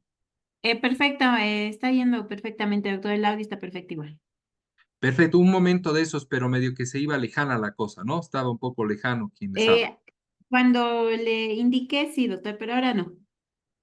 Perfecto, entonces lo repositorio busca o tiende por efecto eficaz que la autoridad judicial advertida de su error modifique esto, modifique, deje sin efecto. Esa es la idea fundamental de la reposición. Un vicio, es decir, evitar nulidades, evitar circunstancias que dañen el proceso. Para eso están los repositorios. Los requisitos son subjetivos y objetivos. Dentro de los subjetivos es una facultad o derecho potestativo de las partes o de un tercero. El destinatario, la misma autoridad, principio de economía procesal, que dictó un auto interlocutorio o un proveído. Debe ser idóneo y jurídica y judicialmente posible. En cuanto al lugar, ante la misma autoridad que pronunció la resolución, providencia, autointerlocutorio, en caso de que sea escrito en 3 días, en caso de que sea audiencia, en la misma audiencia, y en cuanto a la forma, lo escrito por escrito, en caso de que haya sido producido el acto procesal por el juez por escrito se presentará, o verbalmente. ¿No? Ahora, ¿cuáles son las características? Es un medio de impugnación, puede ser planteado oral o escrito, de manera escrita, ya les dije esto hasta el cansancio, puede plantearse en cualquier momento del proceso, es decir, puede plantearse antes de la sentencia o después de la sentencia, no hay ningún problema en ese sentido. Debe existir un agravio fundamentado y ya les he dicho una o dos veces solamente se ha de dar contra providencias o decretos y tiene un tiempo de preclusión para ser presentado de 3 días en cuanto hace a su impugnabilidad. Se debe especificar, anótense bien, dónde está el error dentro del autointerlocutorio proveído. Debe ser resuelto inmediata y sustanciadamente por el juez. Versa, ya les dije, sobre autos interlocutorios. La alternativa de apelación está abierta para que el recurso lineal se convierta en un recurso vertical en caso de que exista una negativa por parte de la autoridad judicial. Y por supuesto que sí, dentro de los escenarios y esquemas de su naturaleza jurídica, consideran muchos doctrinarios que no es un recurso, porque no existe una subordinación y jerarquía, porque se lo plantea de manera lineal, se parece más al 226, a una enmienda, complementación, cuando no es así, porque ya se está planteando un recurso como tal, se está generando un agravio, se está pidiendo a la autoridad que revise lo que en su momento no revisó o dejó de revisar. Y ya les hemos hablado mucho del procedimiento, la forma en la cual el juez debe atender la absolución de este recurso y a partir de esta connotación dicta una resolución sin más trámite.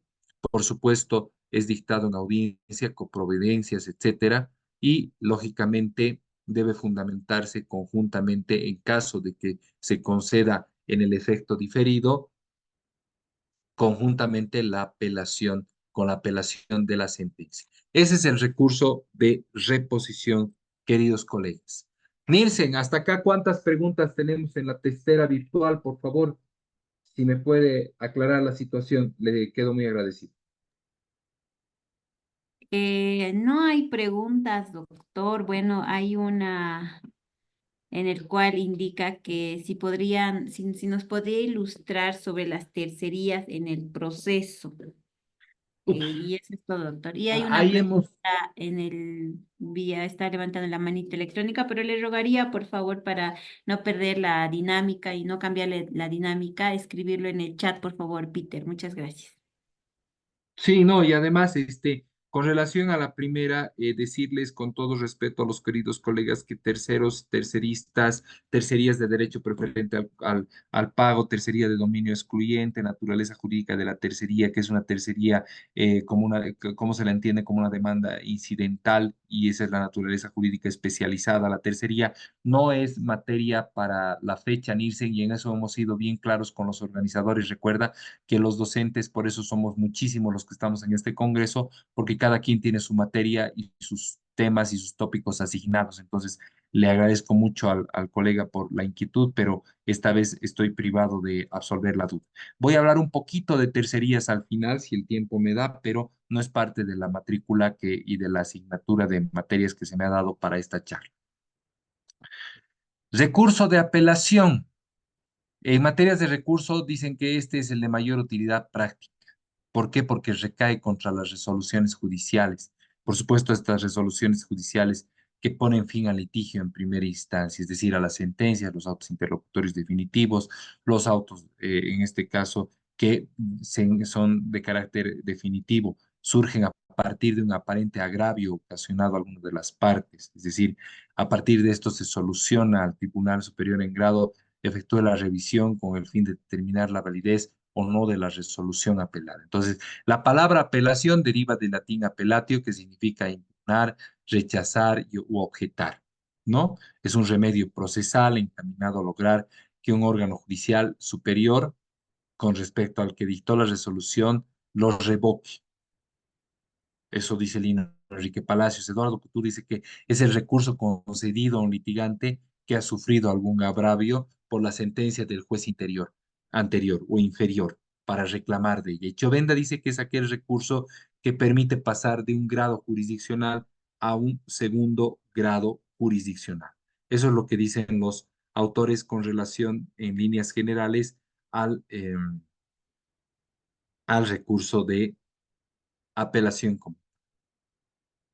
Y esa es la característica y naturaleza jurídica de lo que es un recurso de apelación.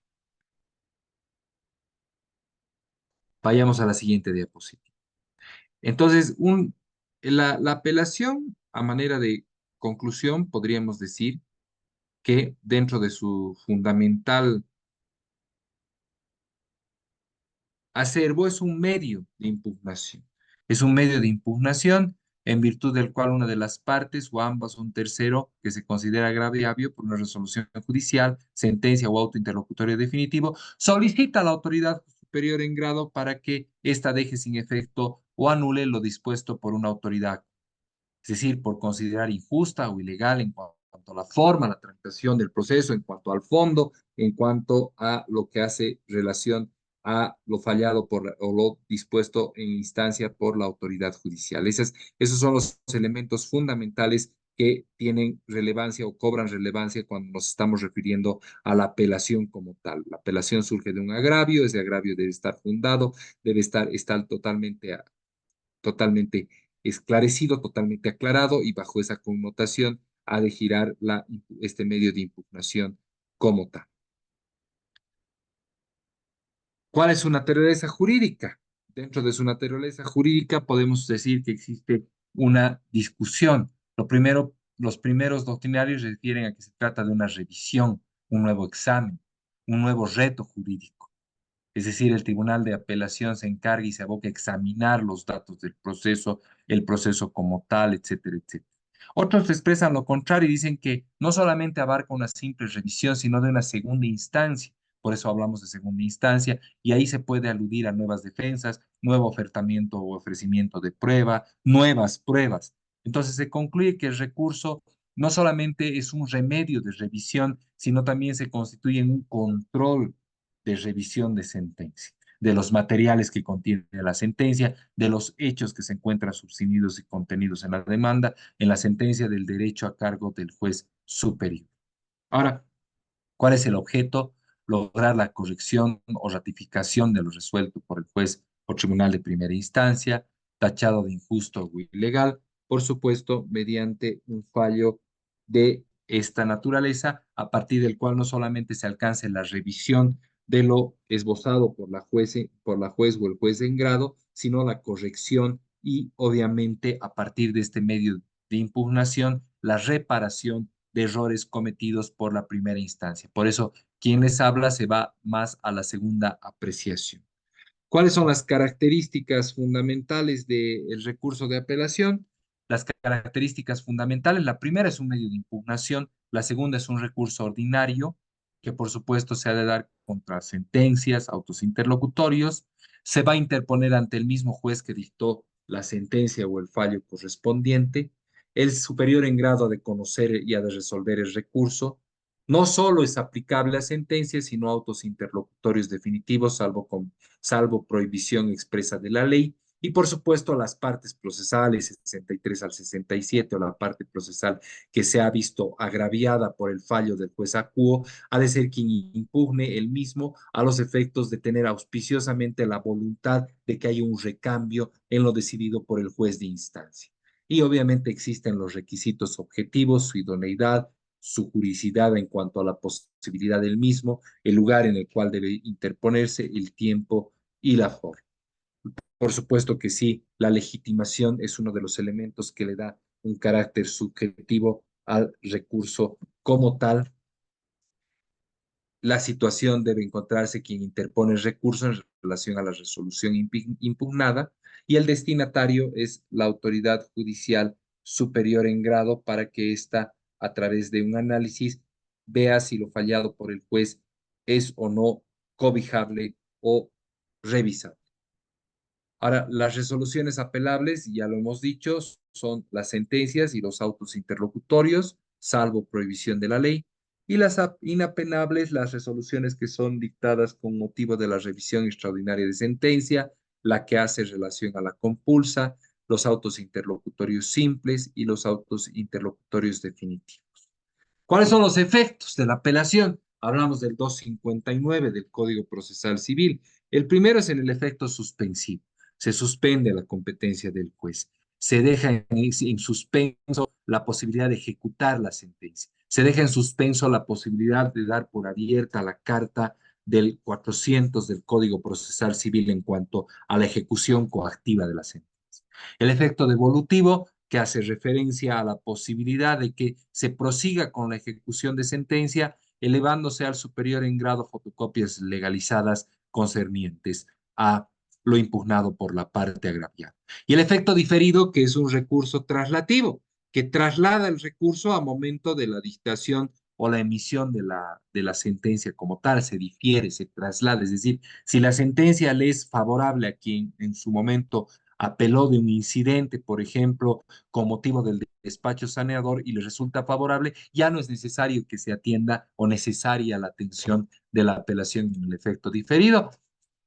Pero si, digamos, no le es favorable, se ha de apelar conjuntamente de lo que motivó la apelación en efecto diferido, como así también de la sentencia dictada por la autoridad judicial. Entonces, repasando, en el efecto suspensivo se suspende la competencia del juez. Se deja en suspenso el 400, se deja en suspenso la ejecución de sentencia. En el efecto devolutivo no. En este caso se puede proseguir con la ejecución de sentencia y solamente se ha de proceder a elevar los antecedentes correspondientes a lo que fue impugnado. Y el efecto diferido traslada, lleva de un lugar al otro los actuados correspondientes hasta el momento de la dictación de la sentencia. Es decir, las resoluciones que conceden la exención de costas y costos, que deniegan la intervención de terceros, que conceden o deniegan una medida cautelar, la citación al garante de evicción, han de poder ser apeladas en el efecto diferido. Y bajo este criterio se ha de poder dar luz a este recurso.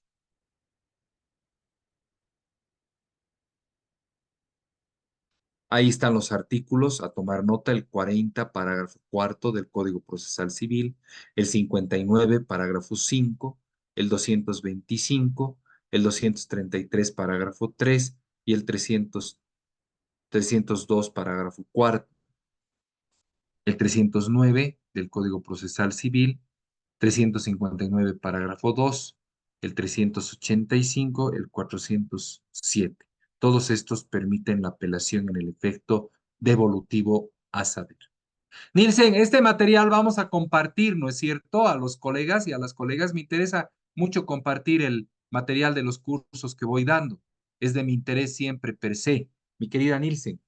Sí, doctor. Asimismo, vamos a compartir la grabación también que se les va a pasar al grupo de WhatsApp. Perfecto, me parece muy apreciable esta situación para que los colegas no solamente tengan el material, sino también tengan la posibilidad de tener el audio correspondiente. Vayámonos a la apelación en efecto diferido, ya la hemos explicado, la hemos tratado de puntualizar, hemos referido que es un efecto, al igual que lo es el suspensivo y el devolutivo, como efecto de la apelación, no suspende la competencia de la autoridad judicial ni la ejecución de la decisión, consiste en deferir la concesión del recurso como una reserva, donde el recurrente solo debe anunciar el recurso para que sea considerado conjuntamente con la sentencia, ¿no? Y en cuanto hace a su procedencia, 260 parágrafo 3 Código Procesal Civil, hace referencia a autos interlocutores que resuelven excepciones previas, los que resuelven incidentes, las resoluciones sobre proposición, producción, denegación, diligenciamiento de prueba, resoluciones que no cortan el procedimiento salvo disposición contraria de la ley. Eso básicamente en cuanto a los efectos de la apelación. Ahora, ¿cuál es el procedimiento del recurso de la apelación? Del recurso de apelación o de la apelación, cual valga el término. Una vez que la parte ha sido legalmente notificada con la sentencia o auto definitivo, le corre el cómputo de 10 días para interponer el recurso de apelación de forma escrita.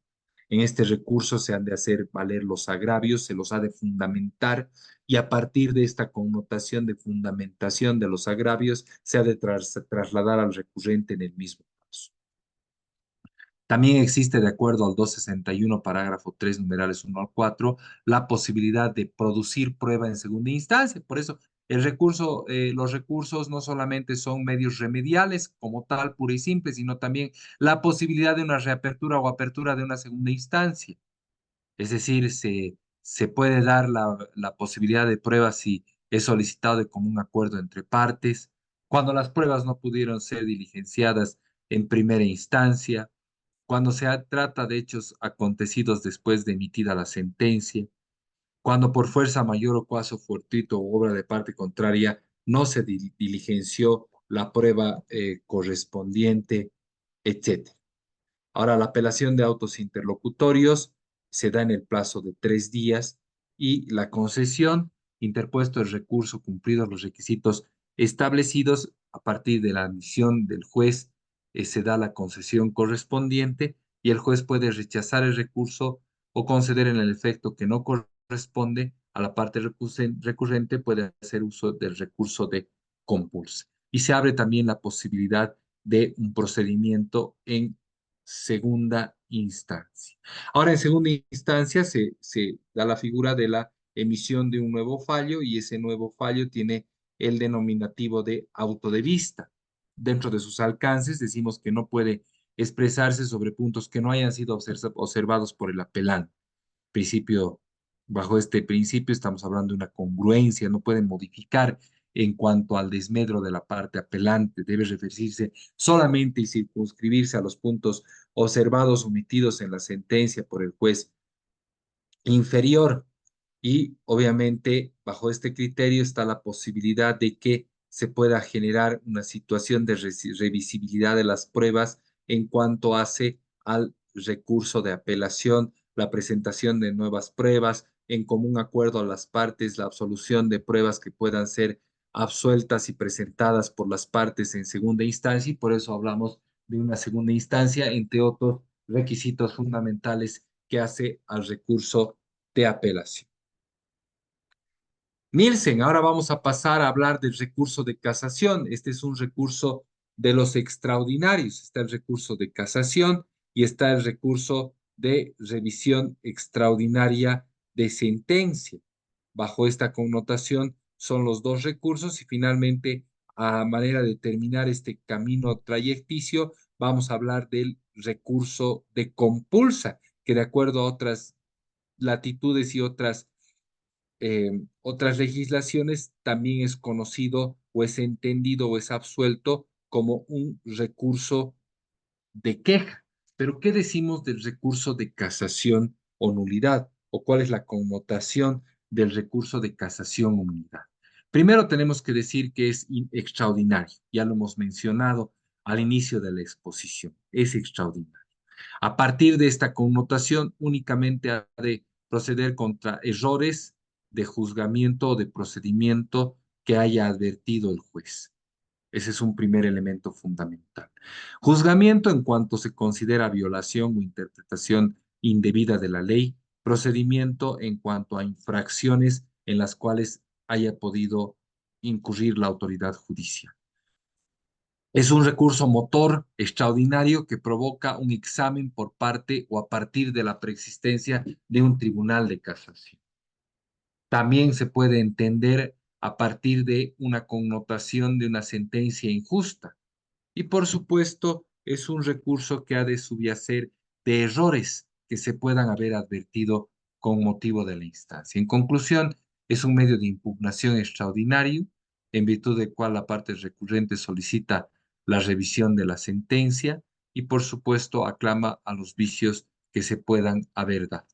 ¿No? Entonces, el recurso de casación se da por defectos procesales, injudicando, improcedendo, y por supuesto habilitan la posibilidad de generar este recurso extraordinario para que estos sean resueltos en una instancia, reitero por última vez, extraordinaria, a saber, el Tribunal Supremo de Justicia. Entonces, primero, impugnación. Segundo, recurso extraordinario. Y por supuesto, solo procede ante un quebrantamiento de la ley. No estamos hablando de una tercera instancia, mucho menos estamos hablando de una instancia ordinaria, sino estamos hablando de una instancia extraordinaria. Por supuesto, debe ser presentado por escrito, desde todo punto de vista, debe ser formulado e interpuesto por escrito y se dirige ante el tribunal competente, en este caso el Tribunal Supremo. ¿Cuál es el objeto? Hablamos de dos cuestiones que atienden a este recurso, a la forma y al fondo. Se me está por agotar la batería del ordenador. Un segundito, por favor, Nielsen, voy a conectar.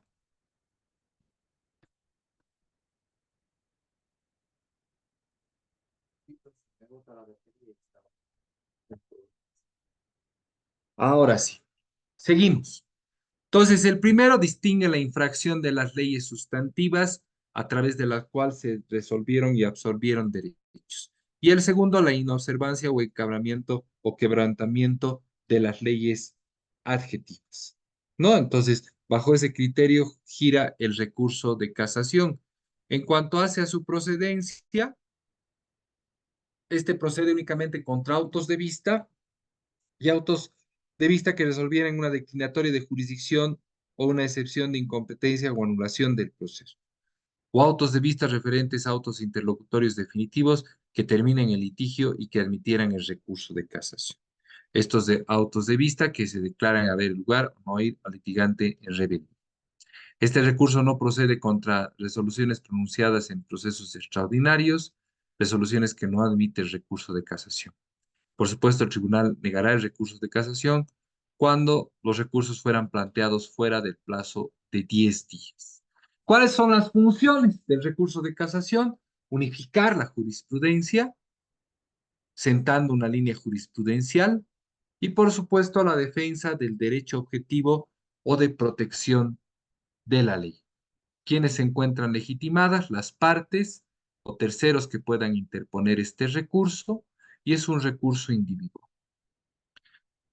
Por supuesto, es competente y debe interponerse en primera ratio ante la autoridad o las autoridades que dictaron el auto de vista y, de acuerdo al 272 del Código Procesal Civil, ha de ser elevado a instancia de la Sala Civil del Tribunal Supremo. Hablemos de sus objetivos. Por supuesto, fundamentales. Debe existir una violación flagrante, errónea aplicación, indebida aplicación de la ley en la forma o en el fondo. Bajo esas connotaciones gira el recurso de casación y esa infracción o errónea aplicación de la ley se ha de dar a aquellas normas que fueren esenciales para la garantía del debido proceso y reclamadas oportunamente, por lo que no se consideran como causales de casación los errores de derecho que no afectaran la parte resolutiva. El lugar ante la interpuesto por escrito o fundamentado ante el tribunal del lugar que dictó el auto de vista, el plazo, ya lo hemos dicho, de 10 días. Obviamente se debe presentar por escrito, se deben citar de forma clara y precisa los términos sobre los cuales gira el auto de vista, la precisión y claridad en cuanto a la normativa infringida y por supuesto estas especificaciones hacen a los efectos del recurso de casación en cuanto hace a la forma. Y el recurso de casación en cuanto al fondo tiene connotaciones similares, pero por supuesto hacen referencia ya a una aplicación errónea de la ley o del derecho. Y bajo esta connotación existe el recurso de nulidad. Entonces, recurso de casación en la forma o nulidad tiene por objeto subsanar defectos procesales, errores procedimentales, eso en cuanto a la forma. En cuanto al fondo, tiene como per se finalidad aspectos de errónea aplicación de la ley o el derecho. Ahora, ¿cuáles son las diferencias entre casación y nulidad? ¿Cuál es la connotación, la diferencia que existe entre casación o nulidad? Básicamente, la diferencia es que a puntualizar es anular, es modificar, es extinguir, mientras que la segunda es atacar a violaciones directas a la ley en cuanto hace a su aplicación. Y el efecto de esto es enmendar esta situación procesal y a partir de esto se da la posibilidad del recurso de casación en cuanto hace al fondo como tal. Entonces, una vez presentado el recurso, se lo ha de interponer, se corre en traslado y el plazo, por supuesto, es de 10 días. Ahora, ¿cuáles son las formas de resolución del recurso de casación como tal? La primera es de improcedencia, a través de la cual el recurso haya podido ser interpuesto vencido el plazo correspondiente. Puede haberse apelado o no se hubiera hecho uso de este recurso ordinario y se revoque. La resolución no admite recurso de casación cuando no cumpla los requisitos del 274, la o el recurrente no hubiera intervenido en las instancias anteriores. En este caso, el recurso es improcedente. Infundado cuando el tribunal no encontrare haber sido violada la ley o las leyes acusadas en el recurso. Puede ser anulatorio de dos formas: anulatorio de obrados con o sin reposición, cuando sea resuelto por autoridad judicial incompetente o por tribunal integrado contravenido por la ley, por autoridad legal judicial legalmente impedido o cuya excusa o recusación estuviese pendiente o hubiese sido declarada legal por tribunal competente, por faltar alguna diligencia o trámites declarados esenciales o por falta expresa penada por ley. Anulatorio con o sin reposición, cuando se otorgue más de lo pedido por las partes o la operación haya sido desistida y casado, puede ser total o parcial casando, cuando la resolución infrinja ley o leyes denunciadas en el recurso, solo en este caso se falla sobre el fondo del proceso, generando a su vez responsabilidad contra la autoridad inferior. Hablamos del 220 del Código Procesal Civil. Y por supuesto está el procedimiento a partir del cual se remite antecedentes ante el Tribunal Supremo. A partir de esta consideración se hacen llegar estos antecedentes y se admite el recurso. Luego, si es admitido el recurso, se pasa ya a la relación de actuados y a partir de esta relación de actuados, el vocal relator presenta el proyecto del fallo y a partir de esta situación se declara la improcedencia, se declara infundando, anulando o casando la resolución correspondiente. Finalmente está el recurso de compulsa. El recurso de compulsa, que es entendido y atendido por muchas latitudes como un recurso de queja. A partir de esta consideración se lo entiende como una negativa de concesión de recurso por la autoridad judicial por tanto se le llama recurso de queja por denegación. Es un recurso que puede ser interpuesto por el apelante contra una decisión judicial que niega mandamiento al recurso de apelación a fin de que el superior declare la procedencia de esta y asume conocimiento como juez, el juez competente. Entonces, el recurso de queja o apelación, también denominado directo de hecho, es un remedio procesal. Y ese remedio procesal tiende a realizar una categorización por parte del órgano inferior, a partir del cual éste conceda la apelación que fue denegada en su momento. Es un medio de impugnación originado en una negativa indebida de recurso de apelación. Y sobre esto gira el recurso correspondiente. Dentro de sus características es un medio de impugnación, es un recurso, por supuesto, que se encuentra dentro de la familia de los recursos ordinarios, busca reparar un agravio, puede ser planteado por el apelante, solo procede por negativa indebida, la resolución es inapelable a una siguiente instancia, se plantea ante el mismo juez que conoció la causa, debe ser interpuesto dentro de los 3 días, tiene una función vital que es evitar que un fallo sea revisado, el evitar que un fallo no sea revisado por una autoridad superior y por supuesto se remiten fotocopias para que esta situación se dé. Les decía, el 279 nos hace mención a que este recurso se da por una negativa indebida y por haberse concedido el recurso en efecto que no corresponde. Esas son las connotaciones del recurso, en este caso de compulsa. Ahora, ¿cuál es la diferencia entre casación y apelación? Para ir cerrando, la apelación es un recurso ordinario, la casación es extraordinaria. La apelación procede contra todas las resoluciones que causen agravio, mientras que la casación solo contra algunas. En la apelación se revisan cuestiones de hecho y de derecho que se hayan producido en el proceso y se pronuncia un fallo. En tanto, en la casación se limita a la elaboración de determinar si el derecho fue debidamente aplicado o no. La legalidad o la ilegalidad en relación a los hechos tiene connotaciones la casación. Con eso concluiríamos la exposición, mi querida Nielsen, que ha sido preparada con todo cariño para mis colegas en este Congreso Internacional de Derecho que nos aúna en esta ocasión. Bueno, doctor, primeramente, antes de ingresar a la ronda de preguntas, agradecerle por su excelente ponencia. Realmente es un gusto seguir aprendiendo cada día, bueno, cada curso, capacitación, conferencia con usted, doctor, es un honor siempre. Bueno, vamos con las preguntas, por favor. Magalí sí les dice, ¿el recurso de reposición se puede plantear ante un auto interlocutorio definitivo? No, no ante un autointerlocutorio, ante un autointerlocutorio simple, por un error, no un autointerlocutorio. El autointerlocutorio definitivo tiene otra vía impugnativa.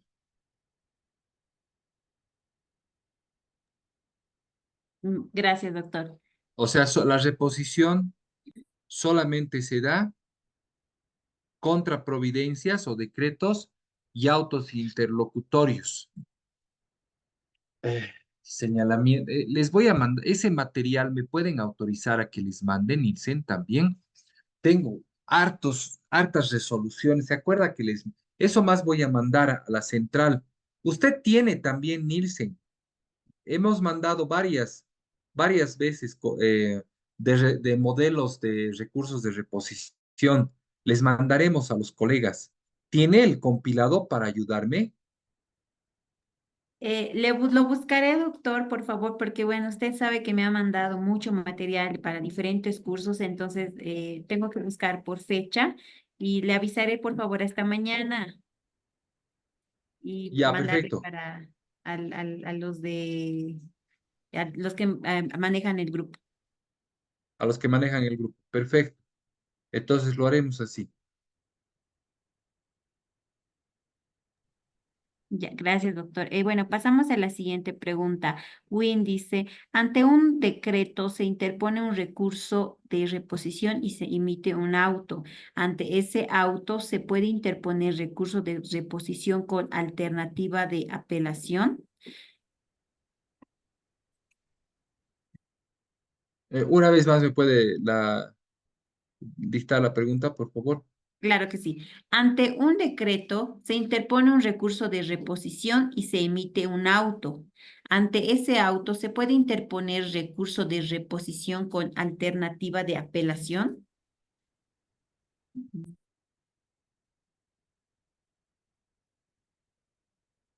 Estoy un ratito. A ver, una vez más, por favor. Estoy tomando nota. Claro que sí, doctor. Win dice, ante un decreto se interpone un recurso de reposición y se emite un auto. Ante ese auto se puede interponer recurso de reposición con No, alternativa de apelación. no está bien formulada la pregunta, porque ¿contra qué va a ir el recurso de reposición? Contra el decreto o providencia. Un decreto o providencia no puede motivar un auto. Lo que puede motivar es que el juez revise ese decreto o providencia y modifique el decreto, modifique la providencia. ¿Qué es un decreto y qué es, o qué es una providencia? Decreto o providencia equivalen a lo mismo. Es un acto pronunciado por una autoridad judicial mecánico que no repercute en el fondo del proceso y que tiene por finalidad per se dar luces de avance y andamiaje procesal de forma mecánica a través de determinaciones que va adoptando el juez para conducir y hacer conducente la causa. Ese es un decreto o una providencia. Bajo esa connotación procesal, bajo ese entendimiento, bajo esa cápsula, podemos decir que lo que el juez tiene que hacer es modificar ese decreto o providencia para posibilitar el redireccionamiento correcto de la tramitación del proceso como tal. Entonces, no puede motivar un auto, sino simplemente corregir eso. Puede darlo el juez haciendo que ese decreto se modifique. Va a generar una situación a partir de la cual va a modificar ese error y va a ser impugnable, sí. Ese auto que la colega es la forma, es el encapsulamiento, y ahí se da la posibilidad de que si no es satisfactorio a la parte, en este caso agraviada, la emisión de ese decreto, sí puede ser en un auto, se da el recurso lineal de apelación. Siguiente pregunta, mi querida Nilsen. Muchas gracias, doctor. Silvia Ríos dice, ¿qué plazo tiene el Tribunal de Segunda Instancia para resolver una apelación de un proceso monitorio de desalojo en el régimen de libre contratación? 20 días, así de concreto. Lógicamente eso en la realidad procesal no ocurre, ¿no? Porque ustedes saben, hay una carga sobre abrumante en estratos judiciales. Pero ese es el plazo en el cual debería atender y resolver el recurso. A partir de la designación, nombramiento, llamamiento al vocal relator. El vocal relator va a presentar su proyecto, lo ha de relacionar con el vocal de sala y han de expedir el auto de vista correspondiente. Otra preguntita. Gracias, doctor. Julia Núñez dice, bueno, mi consulta es la siguiente. Ya que está hablando de la impugnación, apelación dentro de un proceso penal, Ley 348, ¿es correcto que se suspendan las audiencias como por tercera vez? ¿Podría mi cliente hacer uso de recursos de queja? Siempre está abierta la posibilidad del queja y es más, esto es muy similar en materia procesal civil y en materia procesal penal, porque en este caso ya estamos hablando de faltas, es decir, se lo sanciona al juez. El juez no puede suspender de manera, no motivada las audiencias.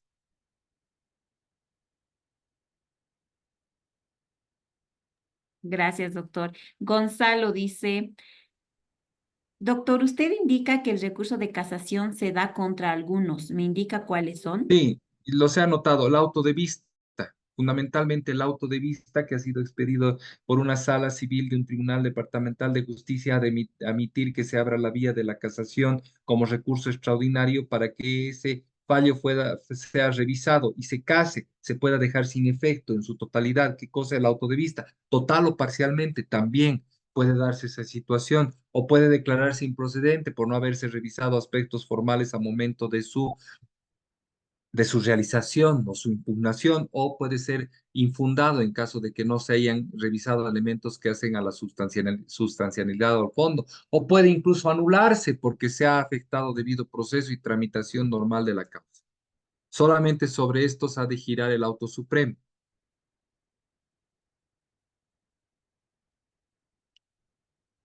Siguiente, Gracias, Nice. doctor. Gigi dice, ¿sería directamente apelación del auto que se dicta en la reposición? Directamente, sí. La respuesta es total e inequívocamente afirmativa. Directamente. Gracias, doctor. Si es antes de Edwin, la sentencia, el efecto, ¿cuál va a ser? Ya les he dicho, el diferido. Diferido, se va a diferir, se ha de trasladar a la sentencia. Si la sentencia le es desfavorable y le ha sido desfavorable la resolución, se ha de conceder la apelación de ambas, de la sentencia y del auto interlocutorio. Pero resulta que no, que la sentencia le resulta favorable. Ah, bueno, en ese caso ya se renuncia a la apelación correspondiente. Se renuncia. Muchos abogados dicen se desiste. No, se renuncia. Se renuncia y se retira la apelación.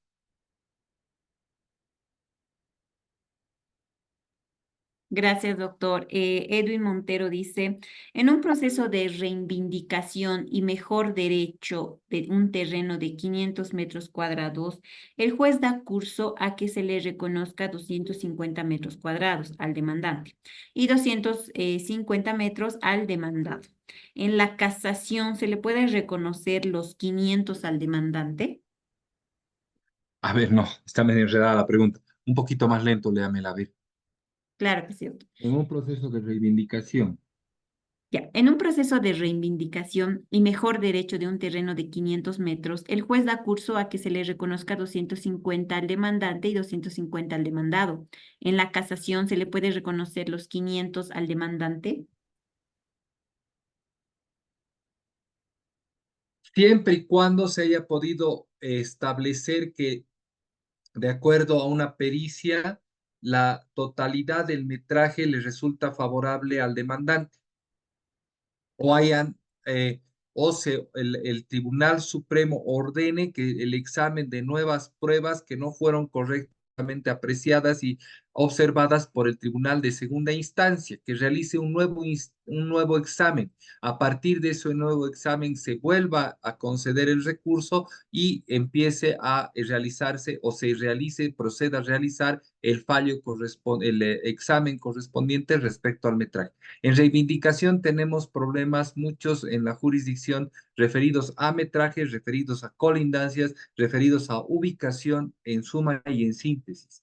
El Tribunal Supremo ha estado dando luces de que se puede dar un nuevo examen a partir de la segunda instancia. Es más, dentro de los procesos preliminares tenemos la posibilidad de llamar a quienes ocupan un terreno a ser reivindicado para que le informen al juez en la vía preliminar a título de que se encuentran ocupando el predio en cuestión y a partir de esa consideración preparar y allanar el camino del futuro proceso.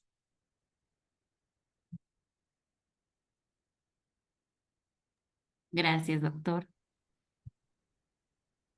Evel Terracota dice, ¿qué plazo existe para que un juez resuelva un incidente planteado en un proceso monitorio ejecutivo y continúa hasta hacerlo rematar sin importarle los incidentes planteados? Depende, si el incidente ha sido suscitado en audiencia, el juez debe resolver en audiencia el incidente, sin mayor dilación y mayor trámite. Es un incidente que ha sido suscitado en audiencia, un incidente procesal. En el caso de que sea suscitado durante el proceso 10 días, el juez debe resolver por escrito. Ahora, si supongamos se ha suspendido una audiencia y se tiene que resolver un incidente y se reabre la audiencia, ya vemos del despacho saneador, antes de ingresar a los otros elementos que hacen al despacho saneador, el juez como primera ratio debe pronunciarse respecto al incidente que ha quedado pendiente de resolver con motivo de la última audiencia, de manera incontrastable. es tarea de la autoridad judicial porque está saneando el proceso. Es más, con motivo del despacho sanador se deben identificar cuántos incidentes hay, sobre qué son los incidentes y a manera que se va absolviendo el despacho sanador, el juez debe irse pronunciando de manera paulativa, de manera escalonada sobre todos y cada uno de los incidentes.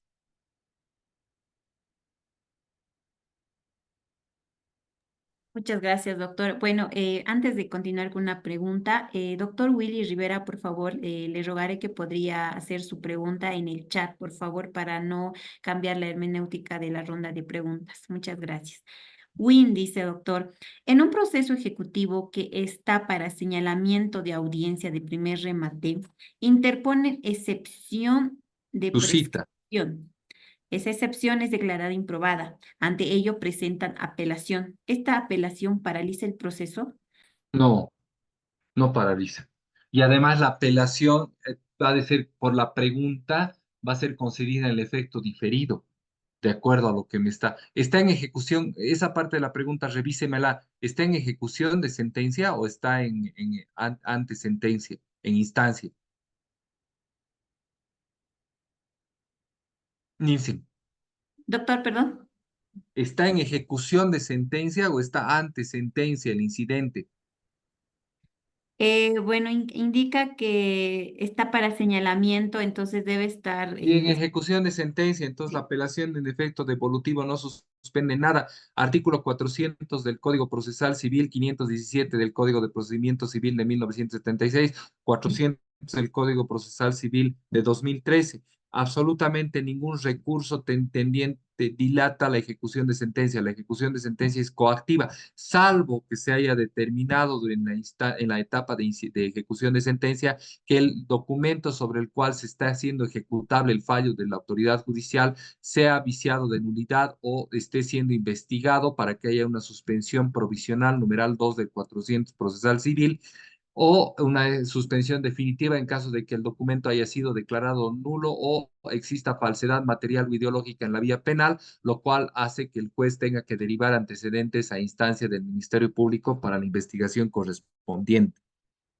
Solo esas dos causales abren la posibilidad de una suspensión provisional o definitiva de la ejecución de sentencia. Las demás causales no. La ejecución de sentencia es como una máquina que no tiene marcha atrás. Además hay que considerar, Nielsen, que el juez ya ha perdido competencia respecto al objeto del proceso y bajo el principio de cognición, ejecutabilidad, jurisdiccionalidad, no debe por ningún aspecto dilatorio suspender la ejecución de su fallo.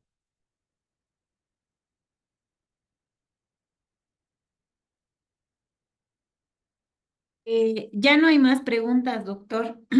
Ya habríamos finalizado con la ronda de preguntas.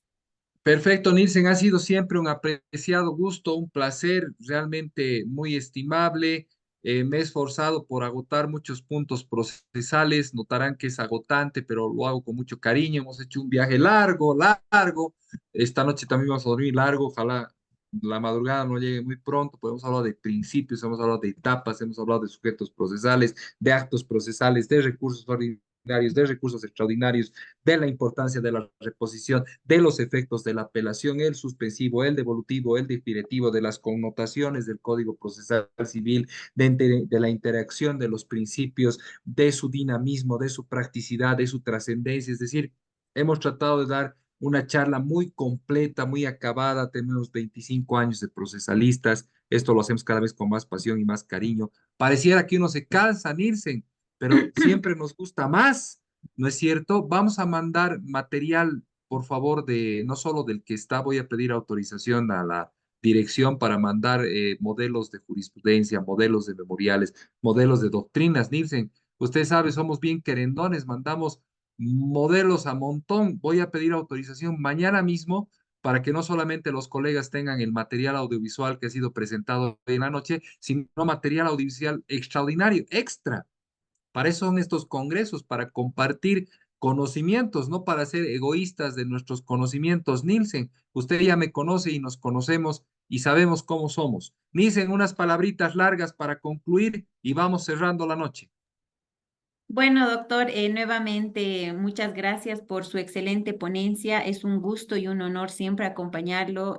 Como decía a un principio, ya estamos como 4 años en por esta plataforma con ya muchos estudiantes. Al momento estamos con 107 estudiantes activos. La verdad es un placer siempre por compartir sus conocimientos, compartir su material y compartir su trabajo, doctor. Realmente nos ayuda bastante a nosotros como profesionales, como nuevos profesionales, ya como antiguos profesionales, ¿no?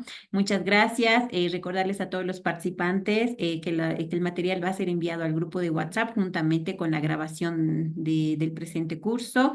Y bueno, ya nos estaríamos encontrando en una próxima oportunidad, doctor, y muchas gracias a usted y muchas gracias a todos los participantes. Hasta una nueva oportunidad. Muchas gracias, Nielsen. Vámonos con musiquita. ¿Qué le parece? Vámonos un poco alegres hoy en la noche, ¿no? Somos Sí, abogados, pero no ataúdes andando. Nos alegramos también. Muchas sí. gracias. Dios los bendiga. Ha sido un placer. Hasta una próxima ocasión. Hasta Bendiciones a luego. todos. Gracias.